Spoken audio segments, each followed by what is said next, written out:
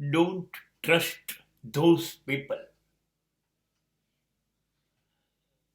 who are changing their beliefs, their faith, their trust, often and often every minute. They are not reliable. એ માણસોનો વિશ્વાસ ન કરો, એને તમારી નજીક ન આવવા દો.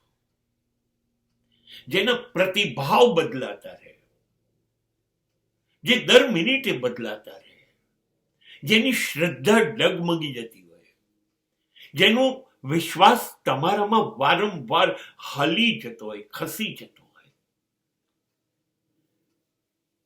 આવા માણસોની પર વિશ્વાસ ન મૂકો, એને નજીક ન લાવો. જેને તમારામાં વિશ્વાસ નથી, આજે એ આમ કહે છે, કાલે તે તેમ કહે છે, આજે આમ વર્તન કરશે, કાલે બીજું વર્તન કરશે, એ સતત બદલાયા કરશે.